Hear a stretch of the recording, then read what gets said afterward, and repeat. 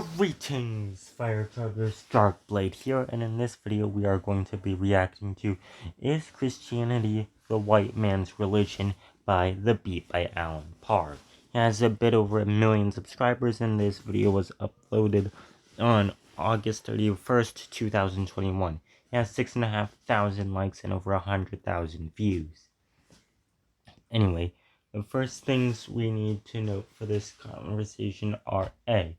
History is complicated and includes a lot of things that happened that should not have happened. And the second is that racism is obviously bad and sinful and will not be tolerated in my comment section.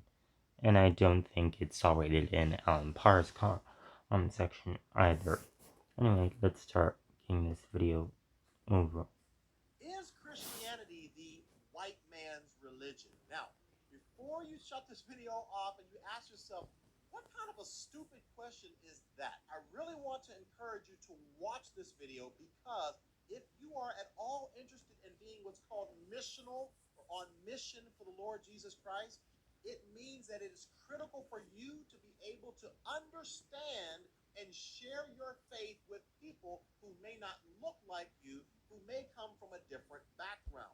So that is accurate as well. If you come across somebody who is black, who actually believes that Christianity is the white man's religion, they have been brainwashed into believing that. It's critical, if you want to be an ambassador for Christ that is being used to reach people outside of yourself, you need to know why they believe that, as well as some reasons and some arguments that you can possibly share with this person to help them understand that Christianity is not the white man's religion. So yeah, this idea that Christianity is the white man's religion would be debunked if you study Christian history for about like 10 seconds. In this video, I want to give you 3 primary reasons why many black people, hopefully no black Christians, and certainly not Alan Parr. Okay, so just be clear, this is not Alan Parr's perspective.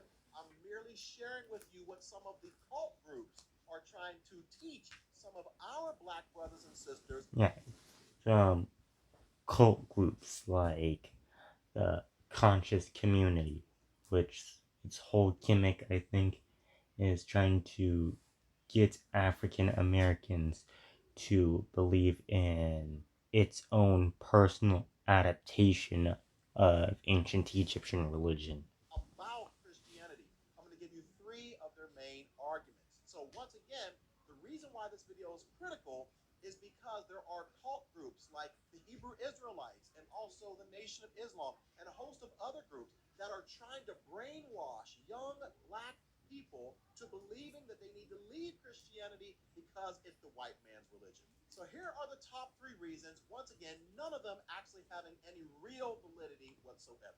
Reason number 1 is due to the mistreatment of African people by white slave owners. So the concept of Christianity being the white man's religion emerged primarily out of the slavery days, which was a time period in my country, United States, which basically was around 1619 or so, all the way through 1865. It was a dark time in our country, and I would say that whether you're white, black, Asian. Yeah, in this country, slavery was just a nightmare. People had all sorts of terrible things done to them that I won't get into, and a lot of times slaves were not even allowed to learn how to read or write. Whoever, you would agree that this was a dark period in our history, but it is in our history nonetheless. Now, sadly, during this time, you had a lot of white Christian slave owners that actually tried to use the Bible to justify not only owning slaves, but mistreating slaves as well. Some of the verses, yeah, and I think the slave owners actually had their own version of the Bible. Pro-slavery people produced their own version of the Bible that took out 957 chapters around that.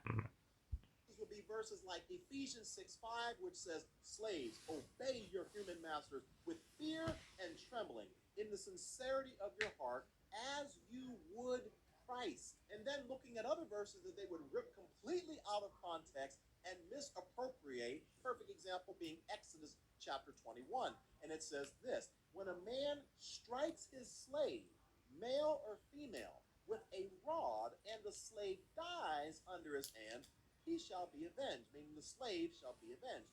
"But if the slave survives a day or two, he is not to be avenged, for the slave is his money." So on the surface, we're not going to get into the interpretation of this verse, but on the surface, it sounds like, okay, if you kill your slave, then you know what, you should be punished. But if you just beat him to the point of death, then as long as he recovers, you'll be okay. So they would use these types of scriptures to justify slavery. Now, conveniently, many of these same white Christian slave owners would leave out verses that talked about the penalties or the prohibitions for kidnapping, which is also in the same chapter.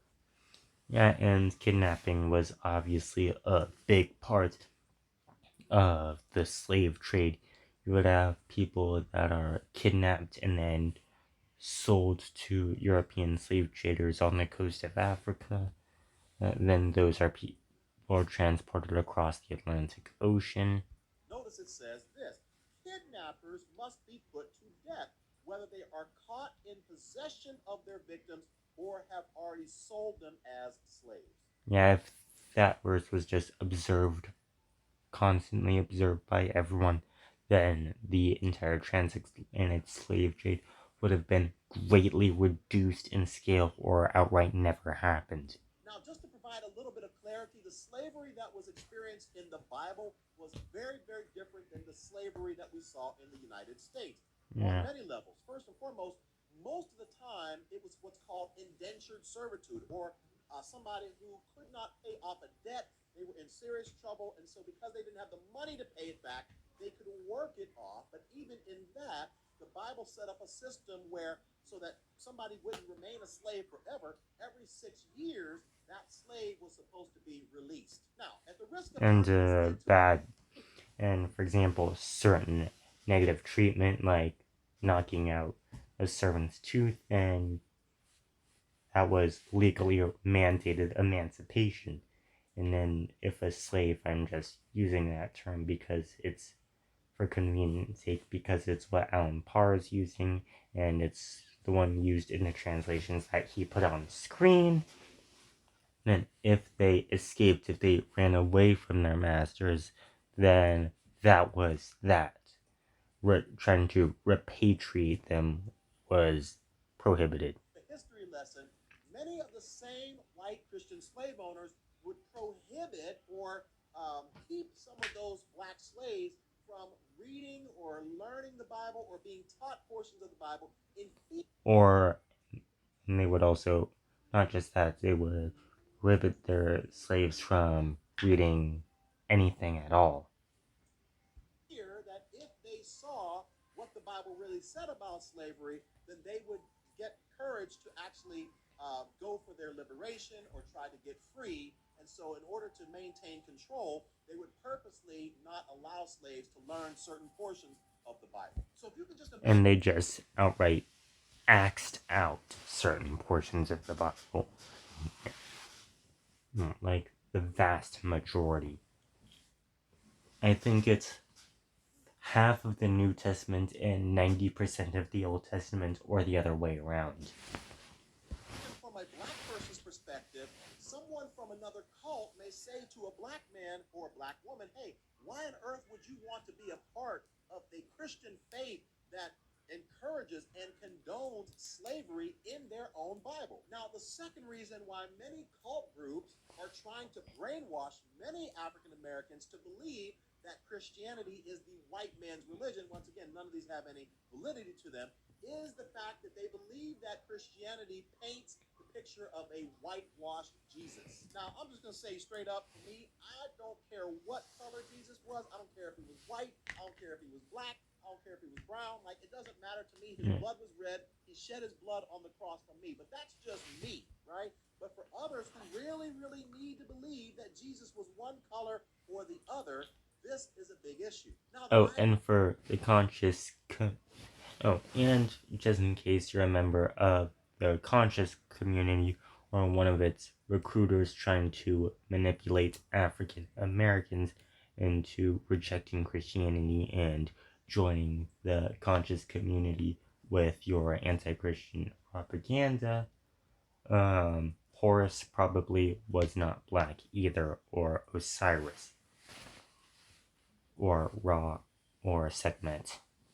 Idea that Jesus was a white man was further popularized by a guy by the name of Warner Salmon, who in 1940 painted this picture of Jesus, which portrayed Jesus as being a white man who had blonde hair and blue eyes. And this probably was one of the paintings that you may have had hanging up in your house growing up.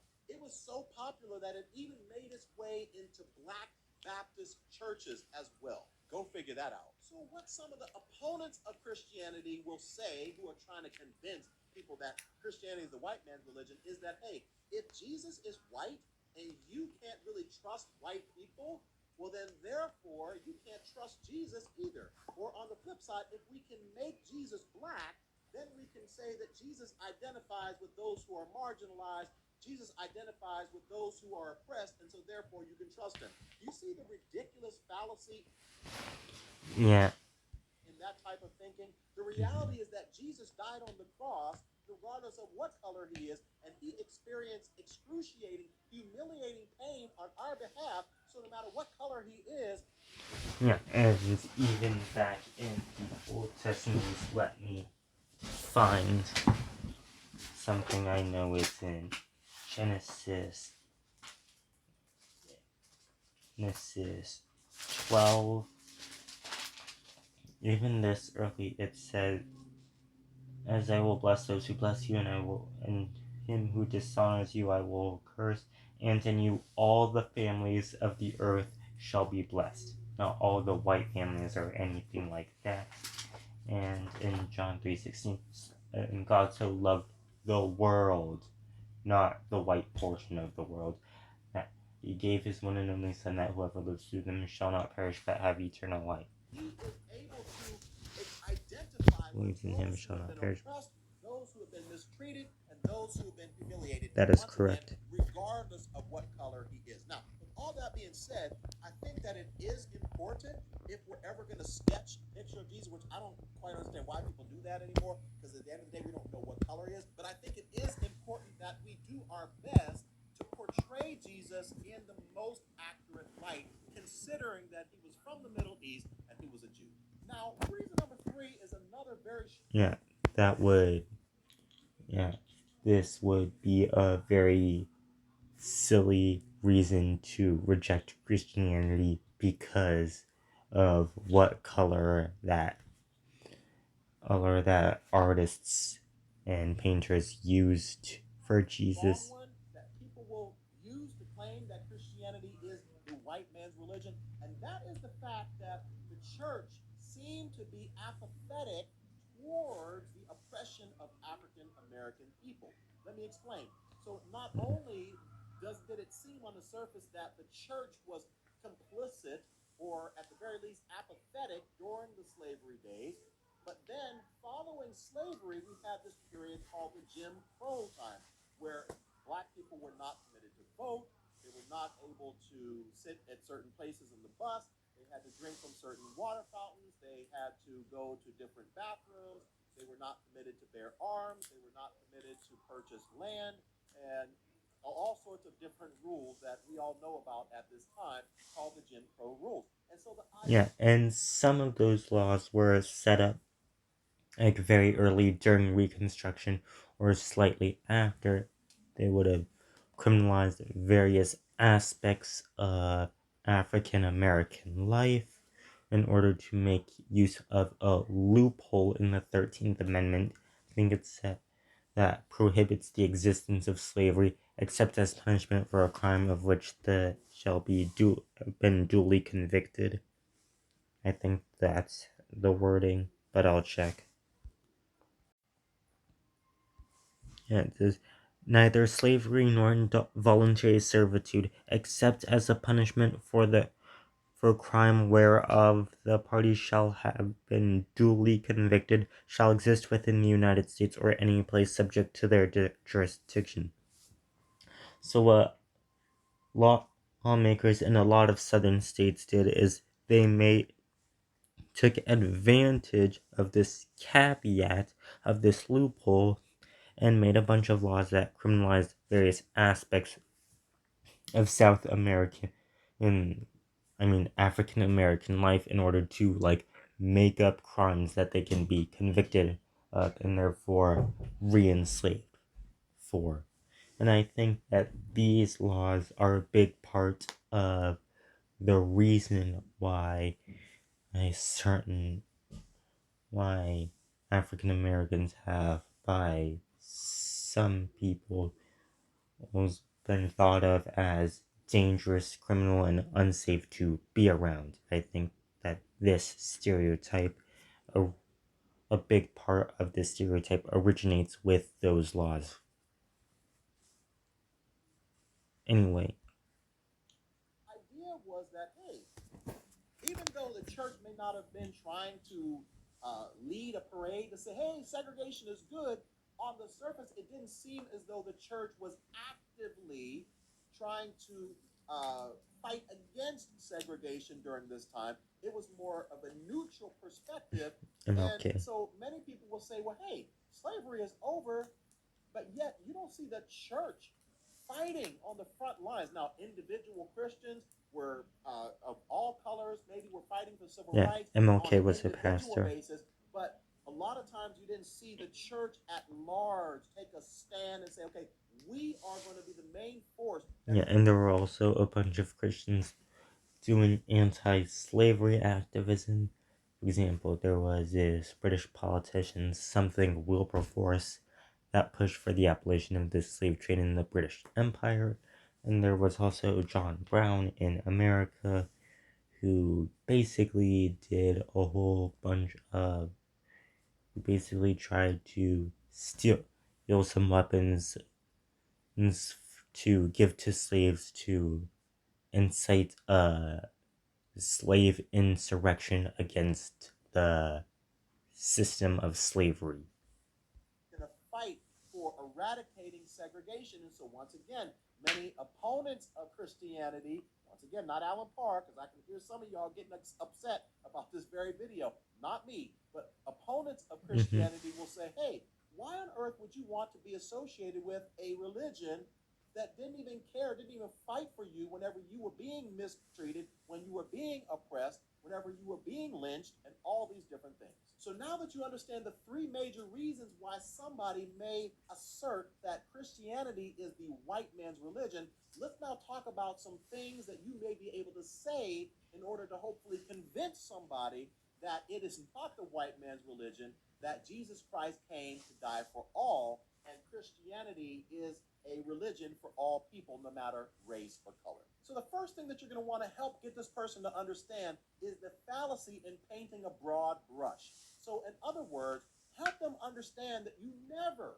want to characterize any sort of church or organization or company or religion by the worst people in that particular group. If that was the case, then there wouldn't be a company, there wouldn't be a church, there wouldn't be an organization, there wouldn't be a religion in the world that you would say is good, because if you judged every one of those groups by the people that are the worst in it, then you're always going to come to the conclusion that that particular group is evil. So you have to help them Yeah, that's a good point. understand that it is wrong to take a few people throughout the history of Christianity, a small subset of Christians, and say because these people were evil in nature, then that means that the whole religion in and of itself has got to be evil as well. Now, another thing that you're going to want to do is help them understand the history and the contributions of African people to Christianity. Why is this important? Because for many black people, they need what's called representation. In other words, they need to be able to see that someone like them has contributed positively in this particular organization. And so, if that is the case, then maybe it's not that bad. They also need to understand that Christianity extended far back, much further back than slavery. It didn't start, first Christians didn't start during slavery times. Christianity existed far beyond that. Mm-hmm. So we want to help them understand that many of the most famous church fathers who contributed significantly to our theological beliefs today were from places in Africa.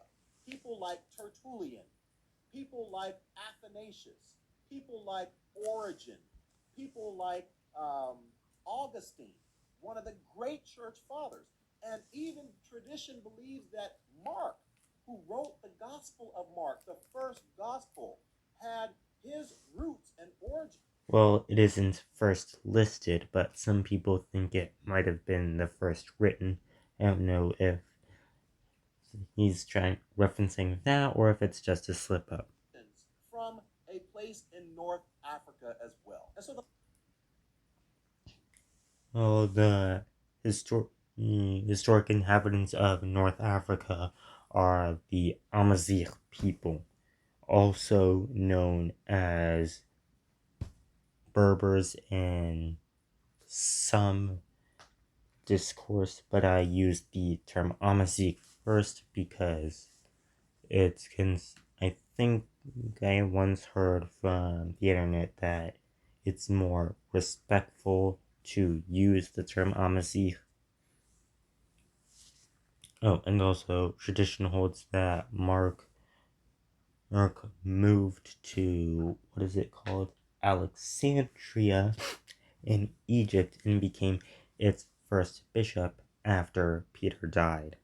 the last thing that I will leave you with today is a quote by a man by the name of Frederick Douglass, who himself was enslaved at the hands of a white slave owner. And so I want you to understand his perspective about the Christian faith, even though he himself experienced mistreatment. And so he writes this in his autobiography, and I really want you to grasp the sense and the essence of what he is saying. He says, I have in several instances spoken in such a tone and manner respecting religion as may possibly lead those unacquainted with my religious views to suppose me an opponent of all religion. So Frederick starts off by saying, hey, maybe in the past I've spoken about my faith and my Christianity in a way that might have given people the wrong impression about what I believe about my own faith.